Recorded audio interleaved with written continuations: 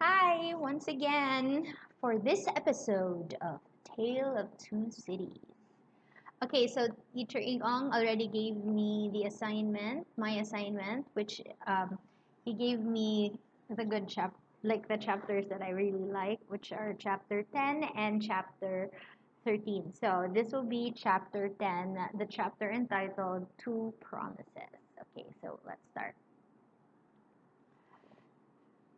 I love this, but yeah. More months, to the number of 12, had come and gone, and Mr. Charles Darnay was established in England as a hired teacher of the French language, who was conversant with French literature. In this age, he would have been a professor. In that age, he was a tutor. He read with young men who could find any leisure and interest for the study of a living tongue spoken all over the world, and he cultivated a taste for its stores of knowledge and fancy. He could write of them, besides, in sound English, and render them into sound English. Such masters were not at that time easily found. Princes that had been, and kings that were to be, were not yet of the teacher class, and to ruined nobility had dropped out of Tellson's ledgers, to turn cooks and carpenters. As a tutor, whose attainments made the student's way unusually pleasant and profitable, and as an elegant translator who brought something to his work besides mere dictionary knowledge, young Mr. Darnay soon became known and encouraged. He was well acquainted, moreover, with the circumstances of his country, and those were of ever growing interest. So, with great perseverance and untiring industry, he prospered. Okay, so Mr. Darnay, his level of knowledge of the French and English language was so high that he had a very good reputation as a tutor. And it was so sad when it said that at this day and age he would have been a professor, but unfortunately he did not live in this age. So he was a tutor, but he had a very good reputation. So he was really making quite a good life for himself. Makabuhi na siyang pamilya. Exciting! In London, he had expected neither to walk on pavements of gold nor to lie on beds of roses. If he had had any such exalted expectation, he would not have prospered. He had expected labor, and he found it, and did it, and made the best of it. In this, his prosperity consisted. So I really like this description of Charles Darnay because he was never of the notion that, oh, what I do is going to make me rich. That was not his goal to be rich. He wanted to do a good job. He expected work. He expected labor, and he was rewarded for it. Not that he became a rich man, but he was able to provide for his needs, and even have more, like even have extra. So this is really speaking of his character. A certain point of this time was passed at Cambridge, where he read with undergraduates as a sort of tolerated smuggler who drove a contraband trade in European languages instead of conveying Greek and Latin through the custom house. The rest of his time he passed in London. Now, from the days when it was always summer in Eden to these days when it is mostly winter in fallen latitudes, the world of the man has invariably gone one way, Charles Darnay's way, the way of the love of a woman. So Charles Darnay, as the natural course of the history of man, fell in love with a woman. And we all know who this woman is. I mean, it's pretty obvious. It's Miss Pross. Joke, gross. He had loved Lucy Manette from the hour of his danger. He had never heard a sound so sweet and dear as the sound of her compassionate voice. He had never seen a face so tenderly beautiful as hers when it was confronted with his own, on the edge of the grave that had been dug for him. But he had not yet spoken to her on the subject. The assassination at that deserted chateau on the subject. The assassination at that deserted chateau far away beyond the heaving water and the long, long dusty road, the solid stone chateau which had itself become the mere mist of a dream, had been done a year, and he had never yet, by so much as a single spoken word, disclosed to her the state of her heart. So, you know that he's the supposed heir of the Marquis, but the Marquis died. So the Marquis died, so he is supposed to be the heir, but he denounced the inheritance, and that was 1 year ago. So now here he was. He never told Lucy about anything. He never even hinted that he was in love with her because he had a day. I think he really wanted to fix his life first before he could offer himself as an option for Lucy, which is the right thing to do. That he had his reason for this he knew full well. It was again a summer day when, lately arrived in London from his college occupation, he turned into the quiet corner in Soho, bent on seeking an opportunity of opening his mind to Dr. Manette. It was the close of the summer day, and he knew Lucy to be out with Miss Pross. So the first person he wanted to divulge what he had been feeling for Lucy was Dr. Manette. It's very interesting that Charles Dickens wrote it as of opening his mind to Dr. Manette. So it wasn't even opening his heart. So this is really something very strong because this was not a mere feeling. This is a decision that Charles Darnay had made, and he even did the gentlemanly thing and went to the father first. He found the doctor reading his armchair at a window. The energy which had at once supported him under his old sufferings and aggravated their sharpness had been gradually restored to him. He was now a very energetic man indeed, with great firmness of purpose, strength of resolution, and vigor of action. In his recovered energy, he was sometimes a little fitful and sudden, as he had first been in the exercise of his other recovered faculties, but this had never been frequently observable and had grown more and more rare. Aww. So what na recovered almost fully recovered na gyud si Dr. Manette. He studied much, slept late, sustained a great deal of fatigue with ease, and was equably cheerful. To him now entered Charles Darnay, at sight of whom he laid aside his book and held out his hand. To live in a day when you could just shake hands freely without worrying that you might contract COVID. Charles Darnay, I rejoice to see you. We have been counting on your return these 3 or 4 days past. Mr. Stryver and Sydney Carton were both here yesterday and made you out to be more than due. I am obliged for them for their interest in the matter, he answered, a little coldly as to them, though very warmly as to the doctor. Miss Manette is well, said the doctor, as he stopped short, and your return will delight us all.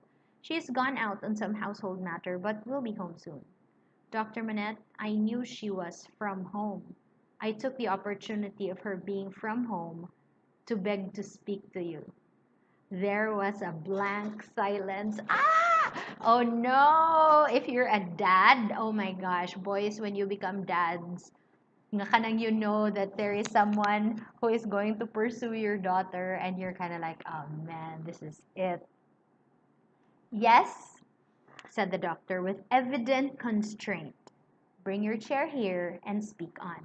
He complied as to the chair but appeared to find the speaking on less easy. Naglisod si Darnay, Kuya Juan. I have had the happiness, Dr. Manette, of being so intimate here. So he at length began, for some year and a half, that I hope the topic on which I am about to touch may not. He was stayed by the doctor's putting out his hand to stop him. When he had kept it so a little while, he said, drawing it back, is Lucy the topic? She is. Oh my gosh, I'm so kilig. I'm so kilig. It is hard for me to speak of her at any time. It is very hard for me to hear her spoken. Okay, I'm just so kilig right now. It is very hard for me to hear her spoken of in that tone of yours, Charles Darnay. So, oh man, the dad na gyud was super convinced. It is a tone of fervent admiration, true homage, and deep love, Dr. Manette, he said deferentially. There was another blank silence before her father rejoined. I believe it. I do you justice.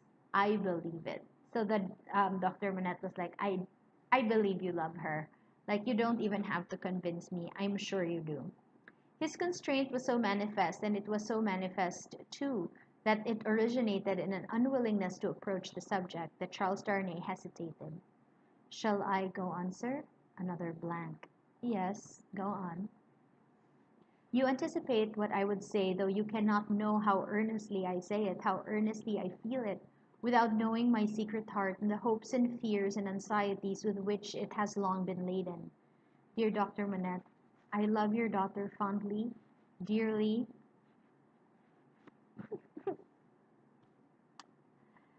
disinterestedly. I love this. I love this. Disinterestedly, because the opposite of love is not hate. Because sometimes you can hate someone you love. The opposite of love is selfishness.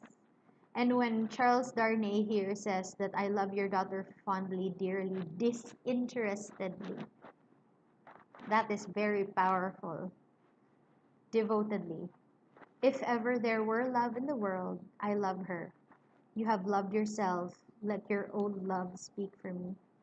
The doctor sat with his face turned away and his eyes bent on the ground. At the last words, he stretched out his hand again, hurriedly, and cried, "Not that, sir. Let that be. I adjure you, do not recall that." His cry was so like a cry of actual pain that it rang in Charles Darnay's ears long after he had ceased. He motioned with the hand he had extended, and it seemed to be an appeal to Darnay to pause. The latter so received it and remained silent. "I ask your pardon," said the doctor in a subdued tone after some moments. "I do not doubt your loving Lucy. You may be satisfied of it." He turned towards him in the chair, but did not look at him or raise his eyes. His chin dropped upon his hand, and his white hair overshadowed his face. "Have you spoken to Lucy?" "No." "Nor written?" "Never." "It would be ungenerous to affect not to know that your self-denial is to be referred to your consideration for her father?" "Her father thanks you." He offered his hand, but his eyes did not go with it. "I know," said Darnay respectfully. "How can I fail to know, Dr. Manette? I who have seen you together from day to day, that between you and Miss Manette there is an affection so unusual, so touching, so belonging to the circumstances in which it had been nurtured, that it can have a few parallels, even in the tenderness between the father and the child. I know, Dr. Manette, how can I fail to know that mingled with the affection and duty of a daughter who has become a woman, there is in her heart towards you all the love and reliance of infancy itself.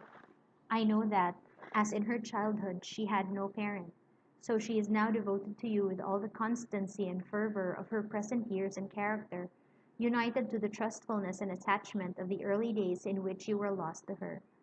I know perfectly well that if you had been restored to her from the world beyond this life, you could hardly be invested in her sight with a more sacred character than that in which you are always with her. I know that when she is clinging to you, the hands of baby, girl, and woman, all in one, are around your neck.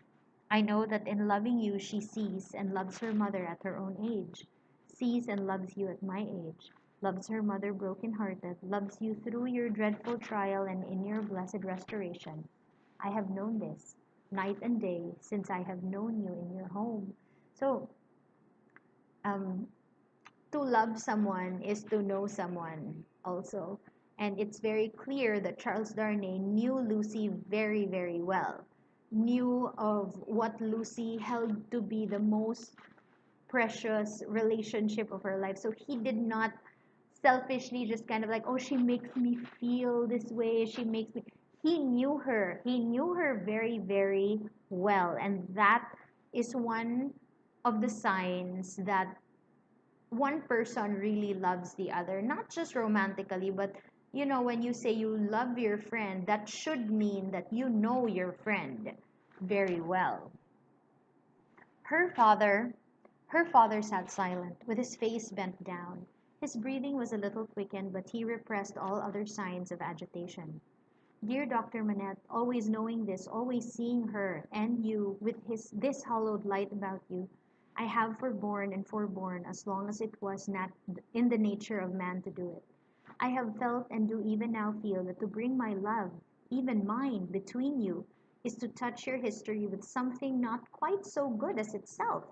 But I love her. Heaven is my witness that I love her. I believe it, answered her father mournfully. I have thought so before now. I believe it. But do not believe. Oh my gosh, I love this part. But do not believe, said Darnay, upon whose ear the mournful voice struck with a reproachful sound, that if my fortune were so cast as that, being one day so happy as to make her my wife, I must at any time put any separation. I must at any time put any separation between her and you. I could or would breathe a word of what I now say, because that I should know it to be hopeless. I should know it to be a baseness, if I had any such possibility, even a remote distance of years harbored in my thoughts and hidden in my heart. If it ever had been there, if it ever could be there, I could not now touch this honored hand. He laid his own upon it as he spoke. No, dear Dr. Manette, like you, a voluntary exile from France, like you, driven from it by its distractions, oppressions, and miseries, like you, striving to live away from it by my own exertions and trusting in a happier future. I look only to sharing your fortunes, sharing your life and home, and being faithful to you to the death. Not to divide with Lucy her privilege as your child, companion, and friend, but to come in aid of it and bind her closer to you, if such a thing can be. Gosh. Darnay said, don't worry. If fortune will favor me and I will have her as my wife, I will not take her away from you. In fact, if it's possible, I will help bind her closer to you.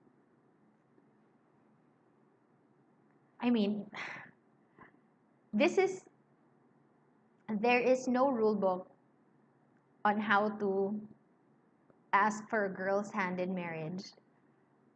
There is no mathematical equation for it. I think the only advice I can give you, boys, is that you get to know the girl well so you will know how to make her visualize the kind of life she will have for you, and that her life will not change too drastically. And if it will change drastically, because it could,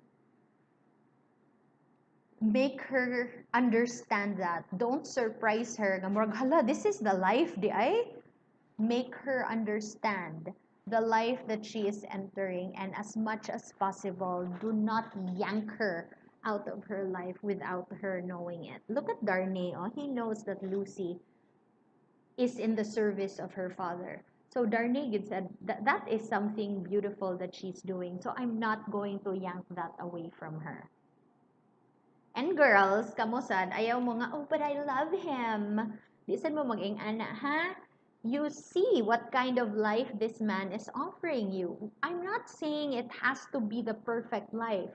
But at least if you know what kind of life he is offering you, if you say yes, then you can make a good decision. Dili ba nga, ay, sige lang, I don't care, I will help him be a better man. He's a drug addict now, but I will help him recover. No, okay? Make sure that you know the kind of life that he is offering you so that you will know that, yeah, that's something I can support. Because remember, support by the girls. You have to know that you can support with all your heart. I love this chapter. His touch still lingered on her father's hand, answering the touch for a moment, but not coldly. Her father rested his hand upon the arms of his chair and looked up for the first time since the beginning of the conference. A struggle was evidently in his face, a struggle with that occasional look which had a tendency in it to dark doubt and dread. You speak so feelingly and so manfully, Charles Darnay, that I thank you with all my heart, and will open all my heart, or nearly so. Have you any reason to believe that Lucy loves you? None. As yet, none. Is it the immediate object of this confidence that you may at once ascertain that with my knowledge?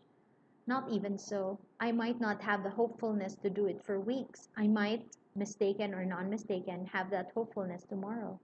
Do you seek any guidance from me? I ask none, sir, but I have thought it possible that you might have it in your power if you should deem it right to give me some. Do you seek any promise from me? I do seek that. What is it? Well, I understand that without you I could have no hope. I well understand that even if Miss Manette held me in this moment in her innocent heart, Do not think that I have the presumption to assume so much. I could retain no place in it against her love for her father. If that be so, do you see what, on the other hand, is involved in it? I understand equally well that a word from her father in any suitor's favor would outweigh herself and all the world. For which reason, Dr. Manette, said Darnay modestly but firmly, I would not ask that word to save my life. Ingon pagid siya, Sir, I ask a promise from you because this chapter is called Two Promises. So the first promise is say, please do not tell Lucy if this is your intention. He's not good assuming. If it is your intention, don't tell Lucy ba nga Lucy si Darnay na lang imo because he knows you kuno nga Lucy good will obey. And he doesn't want Lucy to marry him because her father said so. He really wants Lucy to marry him if that's what she wants. So he said, yeah, Mr. Darnay, Miss Dr. Manette, don't give that word to Lucy, please. If I'm not saying that that's a word you will give, but please, if it is, please don't give it. Grabe ka ni Darnay. Uy, like he's like the ultimate good boy.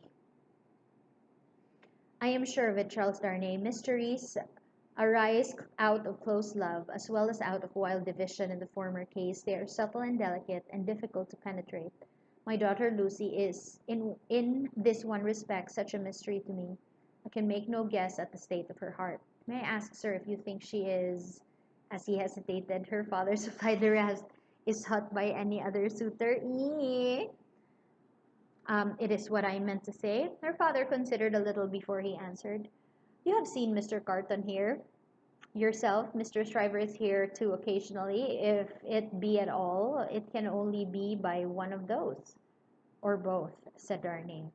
I had no thought of both. I should not think either likely. You want a promise from me? Tell me what it is. It is that if Miss Manette should bring to you at any time on her own part such a confidence as I have ventured to lay before you, you will bear testimony to what I have said, and to your belief in it. I hope you may be able to think so well of me as to urge no influence against me. I say nothing more of my state in this. This is what I ask. The condition on which I ask it, and which you have an undoubted right to require, I will observe immediately. I give the promise, said the doctor, without any condition. I believe your object to be purely and truthfully as you have stated it. I believe your intentions is to perpetuate and not to weaken the ties between me and my other and far dearer self. If she should ever tell me that you are essential to her perfect happiness, I will give her to you. If there were, Charles Darnay, if there were. So he said, what is the promise? So there's one promise. The second promise is already um, you if when I do tell her that I love her, is it okay if you say that you believe that I really love her? Okay, I know said nga, your witness is important, but don't tell her to say yes to me, but tell her that you believe. And the doctor said, oh yeah, definitely, I believe. I believe that you love her. I believe your intentions are pure. I will tell her that I believe. The young man had taken his hand gratefully. Their hands were joined as the doctor spoke. Any fancies, any reasons, any apprehensions, anything whatsoever, new or old, against the man she really loved, the direct responsibility thereof not lying on his head, they should all be obliterated for her sake. She is everything to me, more to me than suffering, more to me than wrong, more to me, well, this is idle talk. So strange was the way in which he faded into silence, and so strange his fixed look when he had ceased to speak, that Darnay felt his own hand turn cold in the hand that slowly released and dropped it. You said something to me, said Dr. Manette, breaking a smile. What was it you said to me? He was at a loss how to answer until he remembered having spoken of a condition. Relieved as his mind reverted to that, he answered, your confidence in me ought to be returned with full confidence on my part. My present name, though slightly changed. So Darnay is like, I'm going to tell you who I really am. Because you trusted me, I want you to know who you're trusting. So Darnay is telling his story already. Okay, my present name, which is Darnay, though but slightly changed from my mother's, so he is not carrying Evermond. 'Di ba Evermond man to ang mga marquee? He's not carrying the Evermond name. He's carrying his mother's name. Slightly changed from my mother's is not, as you will remember, my own. I wish to tell you that this is and why I am in England. Stop, said the doctor of Beauvais. I wish it, that I may the better deserve your confidence and have no secret from you. Stop. For an instant, the doctor even had his two hands at his ears. For another instant, he even had two hands laid on Darnay's lips.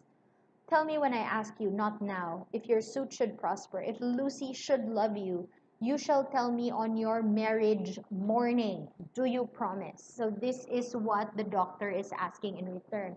Tell me who you really are on your marriage morning. If Lucy says yes, tell me on your marriage morning. If Lucy says no, then never tell me. Okay, I don't need to know. Do you promise? Willingly. Give me your hand. She will be home directly, and it is better she should not see us together tonight. Go. God bless you. It was dark when Charles Darnay left him, and it was an hour later and darker when Lucy came home.